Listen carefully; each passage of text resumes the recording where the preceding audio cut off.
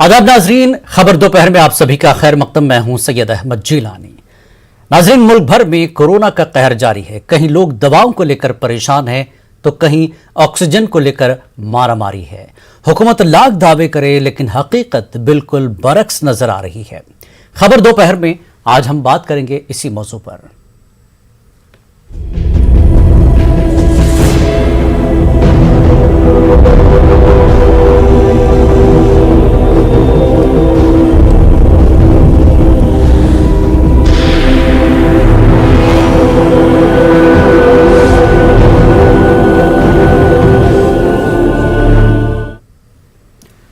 मुल्क भर में मौत की चीख चार जानिब से सुनाई दे रही है। बेबसी और लाचारी ने यकीन की सूरत इख्तियार करना शुरू कर दिया। लोग अपनी और अपनों की फिक्र में जुटे हैं। मुल्क भर में कोरोना की रफ्तार भी काफी तेज हो गई है। गुज़श्ता 24 घंटों के दौरान 3,62,000 नए मामले दर्ज किए गए, जबकि 3,285 अफराद की मौत हुई। वहीं इन 24 घंटों के दरमियान 2,62,000 अफराद कोरोना की जंग जीत चुके हैं, जो कि उम्मीद अफजा खबर है। अगर पूरे मुल्क में मजमूई तौर पर बात करें तो करीब 18 करोड़ लोग अब तक कोरोना से मुतासर हो चुके हैं, जिनमें 2 लाख से ज्यादा अफराद अपनी जिंदगी गंवा चुके हैं और 14 करोड़ से ज्यादा अफराद कोरोना की जंग जीत चुके हैं। इस दौरान मुल्क भर में कोरोना वैक्सीन का दूसरा मरहला 1 मई से शुरू हो रहा है। दूसरे मरहले में 18 साल से ज्यादा उम्र वाले लोग भी कोरोना का टीका लगवा सकेंगे। मुल्क भर में कब्रिस्तान तंग दामनी की शिकायत कर रहे हैं तो शमशान घाट पर आखिरी रसूमात के लिए घंटों का इंतजार करना पड़ रहा है। तो इस तरह के हालात मुल्क भर में हैं। आइए इस वक्त मुंबई से हमारे साथ वसीम अंसारी जुड़ चुके हैं। वसीम, जिस तरह से पूरे मुल्क के हालात सामने हैं, लोग देख रहे हैं कि हिंदुस्तान दूसरी लहर से बहुत बुरी तरह जूझ रहा है। उसमें अगर हम महाराष्ट्र की बात करें तो महाराष्ट्र में पहली लहर के मुताबिक दूसरी लहर भी काफी नुकसानदेह साबित हो रही है। क्या कुछ लोगों के अंदर जो है कोरोना को लेकर फिक्र देखी जा रही है? लोग किस तरह से जूझ रहे हैं और लोगों की फिक्र क्या दिखाई दे रही है? सरकार अपना काम जरूर कर रही है, लेकिन लोगों को जिस तरह से ऑक्सीजन का मसला, दवाओं के मसाइल हैं, क्या कुछ लोगों का कहना है इस दूसरी लहर के बारे में?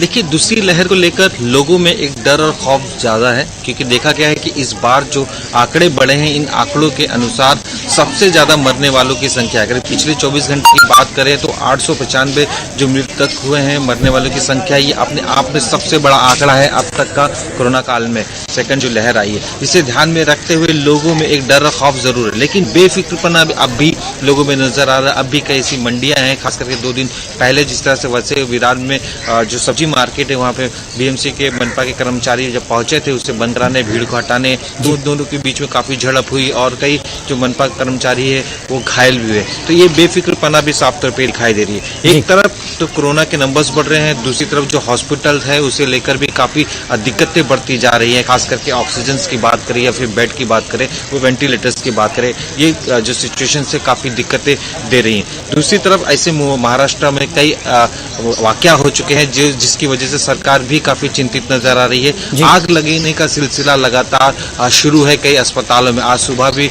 मुंबई के प्राइम अस्पताल में आग लगी। इससे पहले देखा गया था कि भांडुप में आग लगी थी, वसई में आग लगी थी और इसके कई जगहों पे आग लग चुकी है, भंडारा में आग लग चुकी है, कई लोगों की जानें चली गई। आज करीब 12:30 बजे यानी कुछ ही देर में बाकायदा मंत्रिमंडल की बैठक होगी। इस बैठक में कई बड़े फैसले लिए जा सकते हैं, खास करके 2 दिन के बाद किस तरह से लॉकडाउन को बढ़ाया जाए, इस पर चर्चा की जा सकती है, क्योंकि अब तक जो श्रृंखला है वो टूटी नहीं है, जो चैन है वो टूटी नहीं है। इसे बरकरार रखने के लिए बाकायदा हो सकता है 15 दिन के लॉकडाउन के अनाउंसमेंट और की जाए। साथ ही 18 साल के लोगों को जो वैक्सीन देने की बात की जा रही है महाराष्ट्र में, इससे लेकर हो सकता है सीएम उद्धव ठाकरे कोई बड़ा निर्णय ले, क्योंकि मंत्रिमंडल में कई मंत्रियों का यह भी मानना है कि 18 साल के वैक्सीन है। बिल्कुल, हर यहाँ पर आम और खास सभी, कोरोना किसी को नहीं देखता है। बिल्कुल अहम बात यही है कि कोरोना के मामले में कुछ लोगों ने इतना इसको लाइट लिया था कि हाँ हमें कुछ नहीं होगा, हम तो बंद हैं, लेकिन जैसे जैसे खबर आ रही थी कि कोरोना हवा में है, इससे बचने की ज़रूरत है और जो पाबंदियां बताई गई थी उसको कहीं ना कहीं नज़रअंदाज किया गया, उसका भुगतान हम भुगत रहे हैं। हैदराबाद से हमारे साथ इस वक्त संजय तिवारी भी मौजूद हैं, जुड़े हुए इसाक भी हमारे साथ हैं आंध्र से। संजय, जिस तरह से तेलंगाना की अगर हम बात करें, दूसरी लहर में वाकई तेलंगाना में भी कोरोना जो है उरूज पर है। 10,000 से ज्यादा केस यहां पर अब देखने को मिल रहे हैं। गिलानी, बिल्कुल स्थितियां जो है वो लगातार वो संख्या, जो मरीजों की संख्या है, संक्रमित लोगों की संख्या है, वो बढ़ती जा रही है और यही सबसे बड़ी चिंता की वजह है। ज्यादातर जो बड़े हॉस्पिटल हैं उनके जो बेड हैं, यानी ऑक्सीजन बेड और आईसीयू के बेड और इवन नॉर्मल बेड भी है, वो पूरी तरह से एक्वायर है। कल रात को गांधी हॉस्पिटल के जो कोविड के इंचार्ज हैं डॉक्टर प्रभाकर रेड्डी, उनसे हमारी बात हो रही थी। वो बता रहे थे 450 बेड गांधी हॉस्पिटल के जो जिनमें वेंटिलेटर की सुविधा उपलब्ध है, वो पूरे बेड एक्वायर हैं, एक भी बेड खाली नहीं है। तो स्थितियां लगातार जो है वो गंभीर होती जा रही हैं और जिस तरह से संक्रमित लोगों की संख्या बढ़ रही है, वो सरकार के लिए मुख्य रूप से चिंता की वजह है। हालांकि जो कल स्वास्थ्य मंत्री ने बताया था कि जो बेड है वो बेड की संख्या बढ़ाने के लिए कोशिश कर रहे हैं। 3,000 बेड के इंतजाम करने की सरकार की तरफ से कोशिश की जा रही है जी। लेकिन अभी जो है वो ऑक्सीजन बेड और आईसीयू बेड की इस समय भारी किल्लत है और उसी वजह से लोगों की समस्या बढ़ रही है। डेथ टोल बढ़ा है, जिलानी स्थितियां गंभीर हुई हैं और इसी वजह से जो है वो लोगों से अपील की जा रही है। अब मैं आपको बताऊं कि कुछ देर पहले ही हमको सूचना है कि विजयवाड़ा में जो है चैम्बर ऑफ कॉमर्स ने ये तय किया कि वो जो है वो दोपहर 2 बजे के बाद दुकानें नहीं खोलेंगी। तो वॉलेंटरी लॉकडाउन भी लोगों ने शुरू कर दिए हैं। लोग मार्केट, सरकार जो कर रही है वो तो है ही, अब लोगों को खुद अपने तौर पर भी कुछ फैसले करने पड़ेंगे क्योंकि कोरोना से खुद उन्हें भी बचना। हमारे साथ इसाक भी जो है विजयवाड़ा से इस वक्त जुड़े हुए। इसाक, आंध्र प्रदेश में जब पहली लहर हुई थी टॉप 10 में आ गया था और अभी भी उसी फहरिस्त में वो जा रहा है। आंध्र प्रदेश की सरकार की क्या जो है इक़दामात उठा रही है कि लोगों को दूसरी लहर से ज्यादा बचाया जाए?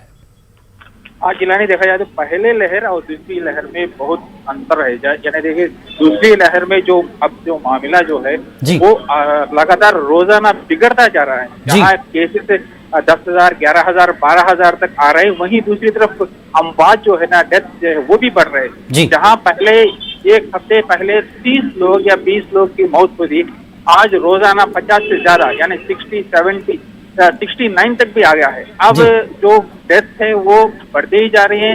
कहा जा रहा है कि ऑक्सीजन की मिलत से डेथ हो रहे, मगर गवर्नमेंट की तरफ से बताया जा रहा है कि जो ऑक्सीजन की कमी नहीं है, लेकिन ग्राउंड रियलिटी में देखा जाए तो ऑक्सीजन की मिलत पूरी तरह से है। जहां गवर्नमेंट हॉस्पिटल और प्राइवेट हॉस्पिटल दोनों जगह पे पूरी तरह से ऑक्सीजन सफिशिएंट फ्लो नहीं हो रहा है और सफिशिएंट तरफ से ऑक्सीजन नहीं मिल रहा है।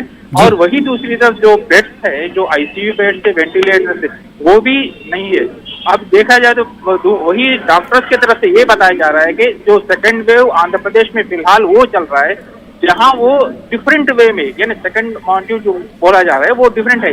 यानी पहले जो कोरोना पेशेंट है स्वैब या और दूसरी जो टेस्ट है वो करने के बाद जो है ना पूरी तरह से पॉजिटिव आ जाता है। लेकिन आजकल जो यहाँ आंध्र प्रदेश में चल रहा है उसमें पहले टाइफाइड बताया जा रहा है, उसके बाद डेंगू, और वो जो है ना तीसरी मरतबा जब सीरियस कंडीशन में आ जाता है लंग्स में, तो वो जो है ना डेथ की तरफ ले चले जा रहे हैं। पहले जो टेस्ट किए जा रहे हैं उसमें बताया जा रहा है कि टाइफाइड है, तो टाइफाइड के ट्रीटमेंट दे रहा है, और उसके बाद जो है ना वही डेंगू पे दे रहे हैं। मगर लास्ट में जब ये 14 दिन यानी स्टार्टिंग से पूरे 10 दिन के बाद जो है ना वो है ना कोरोना के पॉजिटिव के रिपोर्ट में आ जाता है, तो वो 10 दिन के दौरान में जो ट्रीटमेंट दिया जा रहा है टाइफाइड या मलेरिया या डेंगू, तो वो ट्रीटमेंट कोरोना का ट्रीटमेंट नहीं होता। तो लास्ट सिचुएशन में जहां ऑक्सीजन और दूसरी ये तो इलाज का मामला हो गया। अगर हम बात करें ऑक्सीजन की, जैसा कि आप बता रहे हैं, सरकारी अस्पताल और निजी अस्पतालों में ऑक्सीजन की क्या सूरत हाल है भाई? वही जहां हुकूमत की तरफ से बताया जा रहा है कि सभी हम चेन्नई और विशाखापट्टनम और तेलंगाना दूसरी रियासत से मंगा रहे, मगर वास्तव में देखा जाए तो ऑक्सीजन की मिलत ज्यादा है। यहाँ विजयवाड़ा गवर्नमेंट हॉस्पिटल में ही ऑक्सीजन की कमी है और वेंटिलेटर की कमी दिखाई जा रही है, जिससे कल जो हमारे पास विजुअल आए उसमें आप साफ दे सकते हैं कि कोरोना पेशेंट को ज्वाइन करने के लिए ना सुबह से शाम तक बाहर धूप में, खड़ी धूप में एम्बुलेंस को लेके या बाहर स्ट्रेचर पे रखा जा रहा है। तो ऐसी पोजीशन है। वही गवर्नमेंट की तरफ से बताया जा रहा है कि 500 के बेड से हमें तैयार किए रहे हैं, और दूसरे जो मगर जो बेड तैयार किए गए उन लोगों के लिए है जो दूसरे कॉम्प्लिकेशन नहीं है। अब जो केसेस ज्यादा आ रहे हैं वो जो है ना कॉम्प्लिकेशन है। तो वही आज अभी जो थोड़ी देर में ही APIIC के भवन में जो है ना एक मीटिंग है जो ग्रुप ऑफ मिनिस्टर की, जिसमें कोरोना से निपटने के लिए क्या आप कर सकते हैं उसके बारे में कड़ी तरह से क्या कर सकते हैं वो पहला फैसला लिया जाएगा। वही दूसरी तरफ कल जो कैबिनेट देखिए, इस वक्त हमारे साथ दिल्ली से रवि मिश्रा भी जुड़ चुके हैं, उनसे भी जान लेते हैं दिल्ली में किस तरह की सूरत हाल है। रवि मिश्रा, दूसरी लहर जो है पूरे हिंदुस्तान को जो है लपेटे में ली हुई है और दुनिया भर से इस वक्त मदद आ रही है, हिंदुस्तान को अब जरूरत पड़ रही है। इससे पता चलता है कि हिंदुस्तान कितने बुरे दौर से भी गुजर रहा है। दिल्ली में जिस तरह से ऑक्सीजन का मसला रहा, बेड का मसला रहा और अदालत के और सरकार के बीच में भी काफी कहासुनी हो गई है, तो किस तरह की सूरत हाल बदली है दिल्ली में आज? रवि। बिल्कुल, देखिए जिलानी, लगातार जो कोरोना के बढ़ते मामले हैं उसमें लगातार इजाफा देखने को मिल रहा है। दिन प्रतिदिन इन आंकड़ों में बढ़ोतरी दिखाई दे रही है और हालत फिलहाल बद से भी बदतर है, क्योंकि काफ़ी जगह ऐसे हैं जो अस्पतालों के बाहर आप देख सकते हैं कि काफ़ी लोग कतारों में खड़े हैं, वो इंतज़ार कर रहे हैं कि उन्हें बेड मिल जाए, उन्हें ऑक्सीजन मिल जाए, मगर सुविधाएं हैं जो कि मिलने को तैयार नहीं, क्योंकि अस्पताल प्रशासन भी क्या करे, वो लाचार है। उसके पास ऑक्सीजन की जो शॉर्टेज चल रही है, बेड की जो पूर्ति है वो नहीं हो पा रही, तो कहीं ना कहीं परेशानी है। वहीं बात करें बड़े स्तर पे तो DRDO की तरफ से दिल्ली में कई जगह कोविड सेंटर बनाए गए हैं जहां 500 बेड है, 1000 बेड हैं, और लगातार मरीजों को देखते हुए उन बेड्स में भी इजाफा करने को सरकार कह रही है और आने वाले सिचुएशन को देखते हुए उसमें भी इजाफा होगा। वहीं ऑक्सीजन की शॉर्टेज चल रही है। दिल्ली की बात करें तो दिल्ली को 700 मैट्रिक टन ऑक्सीजन कम से कम चाहिए, जो कि अभी मिलना मुश्किल हो रहा है। फिलहाल ऑक्सीजन मिल रहा है मगर आने जाने में भी काफ़ी विलम्ब हो रहा है। काफ़ी राज्य सरकारें एक दूसरे के साथ मदद कर रही हैं। हाई कोर्ट ने दिल्ली सरकार को फटकार लगाई है कि उन लोगों का क्या, जो लोग इस महामारी में अपनी जान गंवा चुके हैं, उन्हें भी मुआवजा देना होगा। फिलहाल दलीलें चल रही हैं, सुनवाई चल रही है। हाई कोर्ट पूरी तरीके से सख्त है, मगर दिल्ली सरकार भी पुरजोर से कोशिश कर रही है और देश विदेश से, अंतर्राष्ट्रीय स्तर पर भी काफ़ी लोग हैं, जो कंट्रीज़ हैं, जो भारत की मदद कर रही है। अब देखना है कि इस लड़ाई में भारत किस तरीके से अपने आप को मजबूत करता है, क्योंकि जो चुनौतियां हैं वो दिन प्रतिदिन बढ़ती दिखाई दे रही है। जी हमारे साथ मेहताब आलम भोपाल से भी जुड़ चुके हैं। मेहताब, मध्य प्रदेश की हम बात करें तो वहां के वजीर सेहत लगातार ये बताते हैं कि आज ऑक्सीजन इतनी पहुंची है, इतनी पहुंचने वाली है। तो सरकारी अस्पतालों की अगर हम बात करें, क्योंकि सरकार ज्यादातर सरकारी अस्पतालों की जिम्मेदारी लेती है, प्राइवेट अस्पताल अपने तौर पर जो कुछ कर रहे हैं, लेकिन सरकार अपने तौर पर उन गरीब लोगों के लिए जो बड़े अस्पताल नहीं पहुंच पाते, उन सांसों को कैसे बचाएगी? कितनी ऑक्सीजन पहुंची है, पहुंचनी है भी? जिलानी, मध्य प्रदेश में ऑक्सीजन की फराहमी का काम बहुत तेजी से जारी है। फजाइया हो, सड़क हो, रेलवे से, तीनों तरीके से ऑक्सीजन के फराहम करने का काम किया जा रहा है। और मध्य प्रदेश के वजीर दाखिला का कहना है कि 533 मैट्रिक टन तक ऑक्सीजन फराहमी का काम शुरू हो चुका है। और वहीं पर मध्य प्रदेश की बात करें तो कोरोना रिकवरी रेट में तेजी से इजाफा हो रहा है और ये रिकवरी रेट 85% तक हो गया है। हालांकि अगर मध्य प्रदेश को और मजमूई हालात पर नजर डालते हैं तो यहाँ पर कोरोना के एक्टिव मरीजों की तादाद 94,000 को तजावुज कर गई है। और वहीं पिछले 24 घंटे की अगर बात करें तो कोरोना के जो नए मरीज आए हैं उनकी तादाद 13,000 से ऊपर है। कोशिशें दोनों तरफ से जारी है, हुकूमत की तरफ से कोशिश जारी है। और वहीं पर कोरोना रिकवरी रेट को जो है देखते हुए मध्य प्रदेश में जो है आज से भोपाल के Hamidia hospital, JP hospital, BHMRC में जो है OPD को शुरू कर दिया गया है। हालांकि जो है कोरोना के कहर के समय पिछले दिनों ये बंद कर दी गई थी, लेकिन एम्स में OPD को शुरू करने का अभी फैसला नहीं किया गया है। वहीं पर एक बड़ी बात यह है कि कांग्रेस ने आज हुकूमत पर इल्जाम लगाया है कि जहां पर 550 मैट्रिक टन ऑक्सीजन आई थी, खुद CM की रिव्यू मीटिंग में इस बात का इंकशाफ हुआ कि 83 मैट्रिक टन ऑक्सीजन दूसरे जिलों में नहीं पहुंची। तो कांग्रेस का कहना है कि जो 83 मैट्रिक टन ऑक्सीजन गायब हुई है, इसकी जांच की जाए कि 83 मैट्रिक टन ऑक्सीजन कहां गई और कौन लोग हैं जिसमें उन्होंने हेराफेरी की है। बिल्कुल जिला हमारे साथ संजय तिवारी भी जुड़े हुए हैं। संजय, जिस तरह से अगर हम तेलंगाना की बात करें तो अमेरिकी काउंसलेट ने वीजा बंद कर दिया है, पूरी कार्रवाई ठप कर दी है, 3 मई से कोई वीजा जारी नहीं होगा। दूसरा, सरकार ने भी सेक्रेटेरिएट और दीगर जो सरकारी दफातर हैं उसमें विजिटर्स की पाबंदी लगा दी, क्योंकि अब सरकारी दफातर में काम करने वाले लोग, हमने पिछली बार भी देखा था कि ज्यादातर सरकारी मुलाजिम जो हैं, एम्प्लॉयज हैं, वो मुतासिर हो रहे हैं। इस बार भी वही सूरत हाल देखने को मिल रही है तेलंगाना में। जिलानी बिल्कुल तस्वीर वही है, और बल्कि मैं कहूंगा कि तस्वीर थोड़ा सा पिछले साल के मुकाबले ज्यादा गंभीर स्थितियां ले रही हैं। इस लेवल पे जो टायर 2 और टायर 3 सिटीज हैं, छोटे शहर हैं, कस्बे हैं, गांव हैं, वहां पर भी अभी कोरोना का जो संक्रमण है वो फैला है। ये इस गति से पिछले साल नहीं देखा गया था।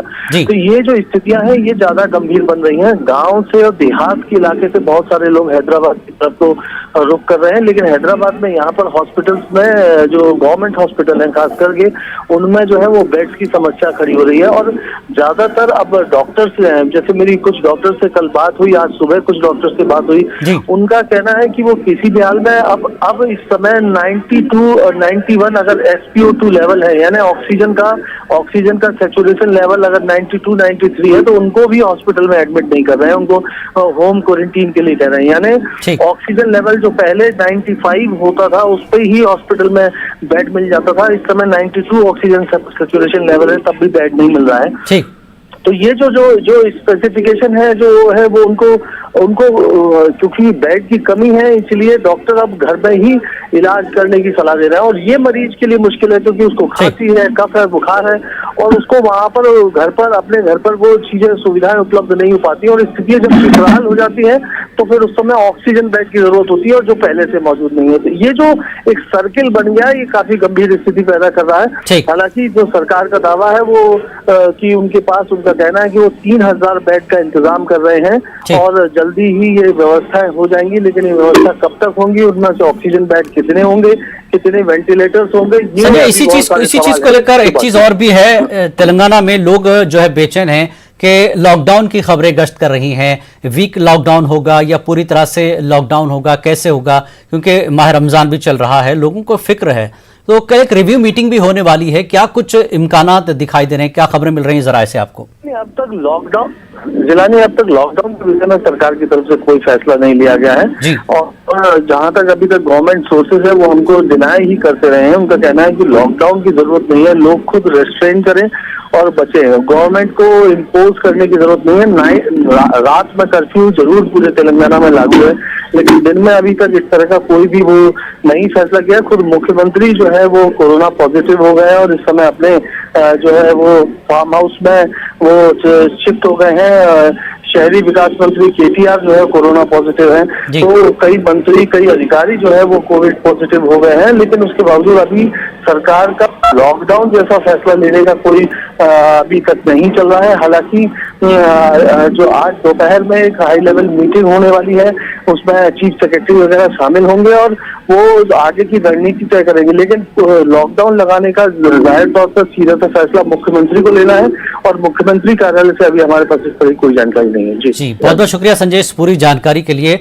मुंबई से हमारे साथ वसीम भी जुड़े हैं। वसीम, जिस तरह से महाराष्ट्र में सरकार ने शुरू से ही फैसले लेने शुरू किए, कहीं लॉकडाउन, कहीं कर्फ्यू, कई पाबंदियां लगाई गई हैं, जिस तरह से मामले बढ़ रहे हैं, क्या कुछ और सख्त कदम उठा सकती है महाराष्ट्र सरकार? जी जरूर, जिस तरह से नंबर्स बढ़ रहे हैं इसे लेकर महा सरकार एक बड़े कदम की तैयारी पर जरूर तैयारी कर रही है। और आज दोपहर के बाद जब 12:30 बजे मंत्रिमंडल की बैठक होगी, इस बैठक में इस बात को लेकर पुष्टि भी की जाएगी किस तरह से आगे और भी कठोर नियम करने हैं, क्योंकि देखा जा रहा है कि जो नंबर्स हैं उसमें भले ही थोड़ी सी गिरावट नजर आ रही हो, लेकिन डेथ रेशियो है वो लगातार बढ़ता हुआ नजर आ रहा है, और इसी तरह से बढ़ता रहा तो काफी दिक्कतें हो जाएगी। सबसे ज्यादा अगर महाराष्ट्र में नंबर्स आ रहे हैं, यही वजह है कि देश का ये कोरोना सेंटर्स बन चुका है। जिस तरह से लोगों की भीड़ साफ तौर पे अब भी कंट्रोल में नहीं आ पा रही है, लोग अब भी अपने घरों से बाहर निकल रहे हैं, बेवजह लोग ट्रेवलिंग कर रहे हैं, उसे लेकर कई तरह की पाबंदियां यहाँ पे लगाई जरूर की गई है। इसके बावजूद भी देखा गया है कि सड़कों पर भीड़ नजर आ रही है, मार्केट में भीड़ नजर आ रही है, तो हो सकता है इसे लेकर अब कठोर कदम उठाने की नौबत सरकार के सामने आ जाए। पिछले बार हमने देखा था कि किस तरह से उद्धव ठाकरे बाकायदा पूरी तरीके से लॉकडाउन के फेवर में थे। उनका साफ तौर पर यही कहना था कि जो चैन है इसे तोड़ने के लिए लॉकडाउन की जरूरत है, और जो टास्क फोर्स बनाई गई थी डॉक्टरों की, जो इस पर पूरी तरीके से महाराष्ट्र में नजर बना के रखी है, उनका भी साफ तौर पे यही कहना था कि बिना लॉकडाउन के किसी भी तरह से ये चेन को ब्रेक नहीं किया जा सकता है। लेकिन स्थिति जैसे जैसे बनती गई, बिगड़ती गई और अब ये जो नंबर सामने आ रहे हैं, ये चिंता का विषय जरूर बना है। तो आज अब महज सिर्फ 2 दिन बचे हुए जो अनाउंसमेंट किए गए थे लॉकडाउन को लेकर, तो ऐसे में नए लॉकडाउन को लेकर भी सरकार की तरफ से अनाउंसमेंट किया जा सकता है आज, और किस तरह का ये लॉकडाउन होगा इस पे भी सभी की नजर होगी। जी हमारे साथ तारक कमर भी मौजूद हैं उत्तर प्रदेश लखनऊ से इस वक्त। तारक, उत्तर प्रदेश की अगर हम बात करें तो यहां पर भी कोरोना ने अपने जो पैर पसारे हैं, इसको लेकर काफी तशवीश देखी गई। उत्तर प्रदेश में नामी गिरामी लोग हमारे बीच नहीं रहे, आम लोगों के भी मसाइल ज्यादा तेजी से बढ़ते रहे, लेकिन साथ ही सियासत भी बड़ी तेज हो गई है कोरोना को लेकर सरकार और अपोजिशन के बीच। बिल्कुल सही कहा आपने। देखिए जैसे जैसे कोरोना बढ़ रहा है ऐसे ऐसे सियासी मंजरनामा भी तब्दील हो रहा है, लेकिन ये वक्त सियासत का नहीं बल्कि इंसानी हमदर्दी और खिदमत का वक्त है। और जहाँ तक इंसानी हमदर्दी और खिदमत का सवाल है तो देखिए तमाम सियासी जमातों के लोग चाहते यही है कि इंसानियत का तहफ़्फ़ुज़ हो, लेकिन हम देखते हैं कि जो कुछ भी इक़दाम हुकूमत की जानिब से किए गए थे वो निहायत कमजोर साबित हुए, या जो कुछ किया जाना चाहिए था वो नहीं किया गया। तो देखिए सियासी जमातें भी हैं दूसरी जो बरसर जमात के खिलाफ बयान दे रही है, तो उनकी बातों को भी अगर गौर से सुने, देखें, तजिया करें तो ये अंदाजा हो जाता है कि कम से कम जरूरी इक़दाम जो किए जाने चाहिए थे, सियासत छोड़ देनी चाहिए थी। ग्राम पंचायत के इलेक्शन चल रहे हैं, उनको बंद कर देना चाहिए था। और तो बहुत सारे मंजरनामे ऐसे हैं जिलानी तो जो इंसानों। अखिलेश यादव ने जिस तरह से कहा कि हुकूमत के बुलंद बांध जो दावे हैं वही कोरोना का बढ़ने का सबब बने हैं, सिर्फ दावे कर रही है सरकार, काम नहीं हो रहा है। देखिए जहाँ हॉस्पिटल्स में लोगों को बेड नहीं मिल पा रहे हों, वेंटिलेटर्स नहीं मिल पा रहे हो, ऑक्सीजन नहीं मिल पा रही हो, आवाम ऑक्सीजन के सिलेंडर ढूंढते कर रहे हो, दवाओं की किल्लत हो, तो वहाँ पर आप क्या कहेंगे? उत्तर प्रदेश बहुत बड़ी रियासत है और ये मंजरनामा उत्तर प्रदेश की राजधानी का है, तो छोटे कस्बों का मंजरनामा क्या होगा, शहरों का मंजरनामा क्या होगा, आप अंदाजा लगा सकते हैं।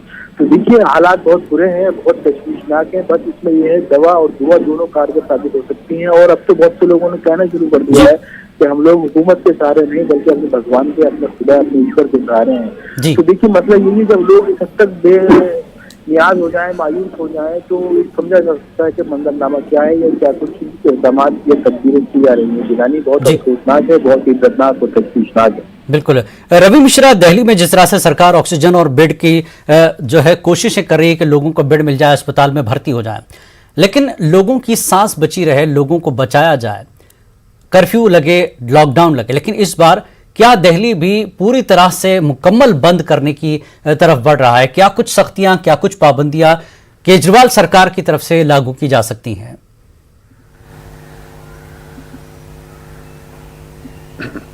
देखिए जिलानी, ये लगातार दूसरा हफ्ता है जो लॉकडाउन लगाया गया है। अरविंद केजरीवाल ने साफ तौर पे कह दिया था कि लॉकडाउन लगाने की जरूरत पड़ेगी तभी लॉकडाउन लगाएंगे, क्योंकि जो व्यवस्था है चरमरा सी गई थी। अस्पताल में इतनी भीड़, इतने पेशेंट्स आ गए थे कि और कोई ऑप्शन अरविंद केजरीवाल के पास नहीं बचा था, इसलिए मुख्यमंत्री ने वक्त रहते ही लॉकडाउन लगाया। मगर जो यथास्थिति है उसमें जरा सा भी बदलाव देखने को नहीं मिला। जो आंकड़े हैं वो दिन प्रतिदिन बढ़ते दिखाई दिए, ना कि घटते।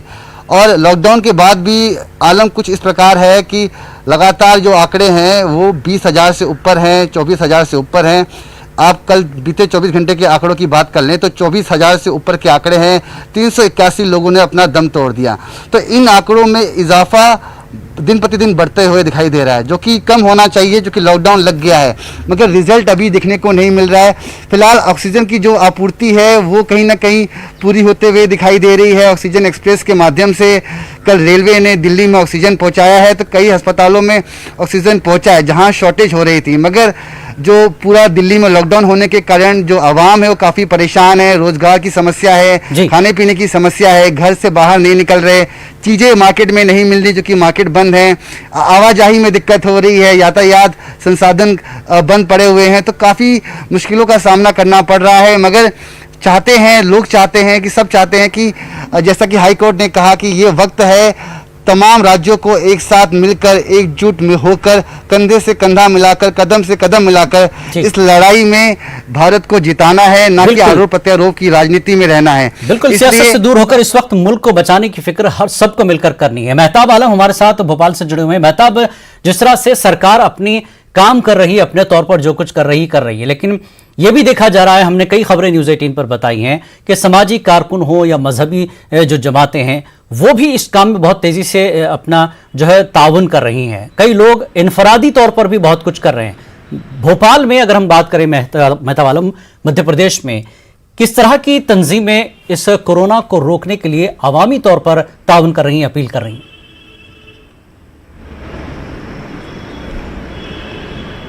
मुझे लग रहा है टाइम खत्म हो गया।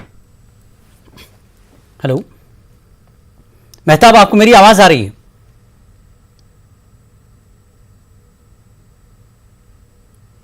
अब वसीम, इस वक्त आप भी जो जुड़े हुए, वसीम, महाराष्ट्र में सरकारी तंजीमें कहें, इस वक्त माह रमजान है, मजहबी तंजीमों के नुमाइंदों भी काफी अपील करते देखे हैं मुंबई में कोरोना से बचने के लिए, आम लोगों के लिए क्या कुछ देखा है आपने? देखिए, जिस तरह से ये संकट बड़ा है, मुसीबतें बड़ी हैं, लोग परेशान हैं, लेकिन एक बात ये भी देखी जा रही है कि लोग खुलकर मदद करने सामने आ रहे हैं।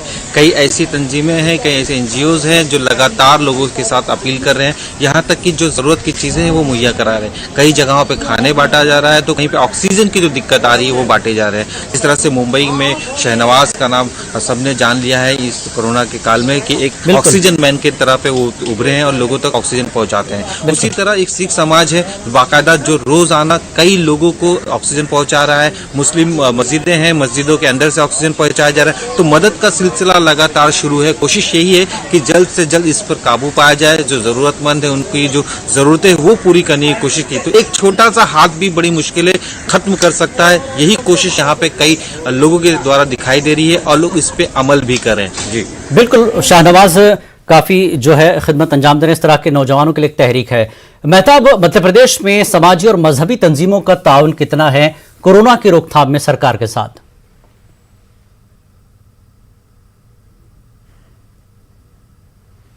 मेरी आवाज मेहताब तक नहीं पहुंच पा रही है। बहरहाल आप चारों का बेहद शुक्रिया, आपने इस पूरे मुद्दे पर बात की। मुख्तलिफ शहरों से बड़े शहरों पे कोशिश यही है कि सांस है तो जिंदगी की आस है। कोरोना से लड़ाई लड़नी है, हारनी नहीं है, डर नहीं बल्कि लड़ने की जरूरत है। बहुत बहुत शुक्रिया आप सभी का। खबर दोपहर में फिलहाल इतना ही। आदाब।